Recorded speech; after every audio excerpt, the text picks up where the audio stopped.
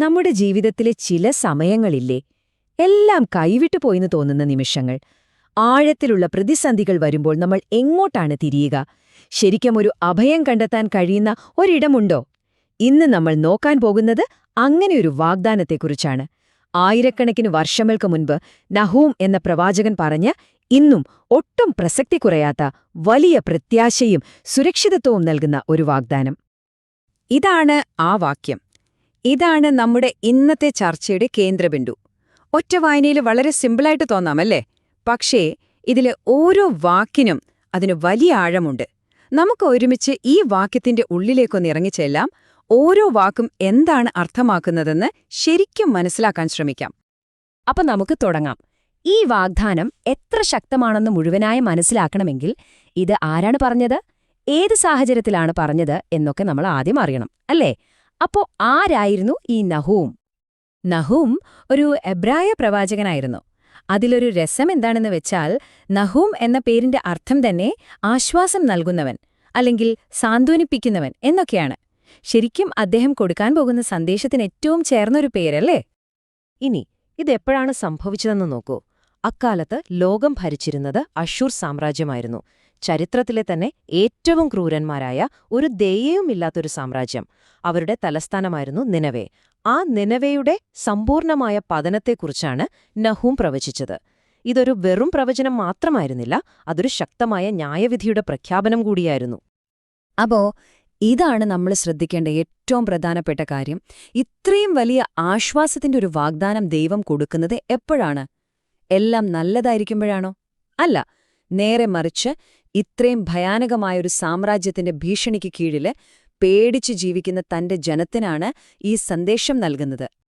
ശരി, അപ്പൊ ആ ഒരു പശ്ചാത്തലം മനസ്സിൽ വെച്ചുകൊണ്ട് നമുക്ക് ആ വാക്യത്തിന്റെ ആദ്യത്തെ ഭാഗത്തേക്ക് വരാം. വളരെ സിമ്പിൾ, പക്ഷെ അത്രയേറെ ശക്തമായൊരു പ്രഖ്യാപനം.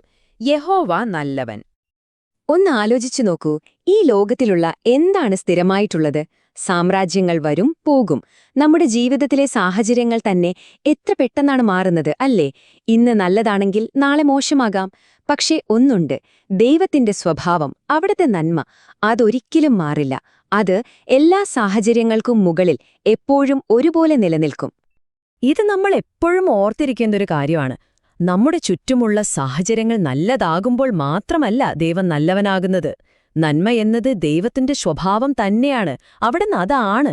ആ നന്മയുടെ ഭാഗമാണ് ക്രൂരതയെ ന്യായം വിധിക്കുന്നതും ഒപ്പം തന്നെ ജനത്തെ സംരക്ഷിക്കുന്നതും. രണ്ടിലും ആ നന്മയുണ്ട്. ഓക്കെ, ദൈവം നല്ലവനാണ്, അത് മാറില്ല. പക്ഷേ എന്റെ ജീവിതത്തിൽ പ്രശ്നങ്ങൾ വരുമ്പോൾ ആ നന്മ എനിക്ക് എങ്ങനെയാണ് ഒരു അനുഭവമായി മാറുന്നത്? അതാണ് അടുത്ത ചോദ്യം. നമുക്ക് നോക്കാം. ഇവിടെയാണ് പലർക്കും തെറ്റുപറ്റാറ്. ഈ വാഗ്ദാനം വായിക്കുമ്പോൾ നമ്മൾ ചിന്തിക്കും, ഓ, അപ്പോ എനിക്ക് ജീവിതത്തിൽ ഒരു കഷ്ടതയും വരില്ല എന്ന്. ശരിക്കും അതാണോ ദൈവം വാഗ്ദാനം ചെയ്യുന്നത്?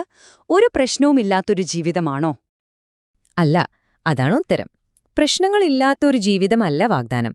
പക്ഷേ പ്രശ്നങ്ങൾ വരുമ്പോൾ ആ കഷ്ടദിവസത്തിൽ ഞാൻ ഒരു ശരണമായിരിക്കും എന്നാണ് വാഗ്ദാനം.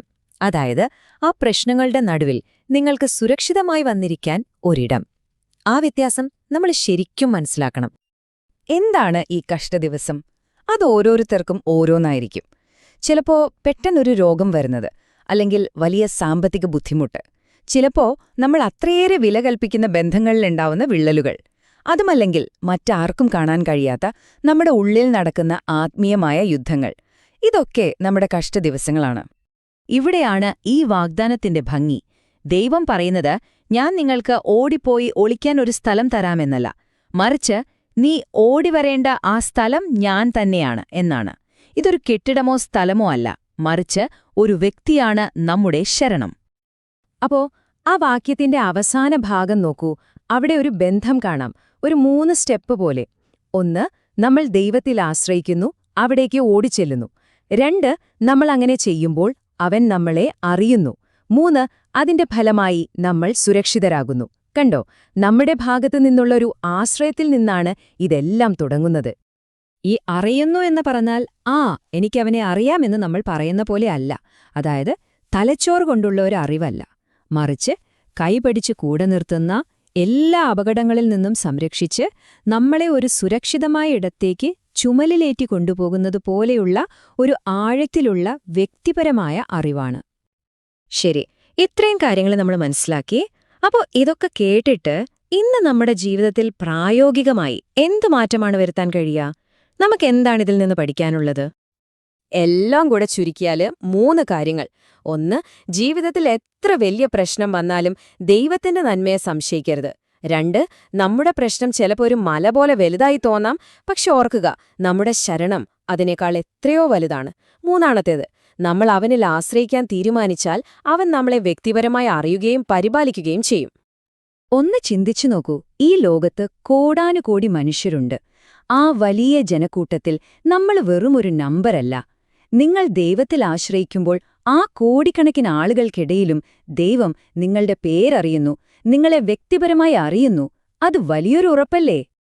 അതുകൊണ്ട് ഈ ഒരു ഒറ്റ ഉറപ്പ് നമ്മുടെ ഹൃദയത്തിൽ എപ്പോഴും ഉണ്ടാകട്ടെ. കർത്താവേ, നീ നല്ലവനാണ്. എന്റെ ജീവിതത്തിലെ ഏത് കഷ്ടദിവസത്തിലും എന്റെ ഏറ്റവും വലിയ ശരണം നീയാണ്. ആ ബോധ്യത്തിൽ നമുക്ക് സുരക്ഷിതരായിരിക്കാം.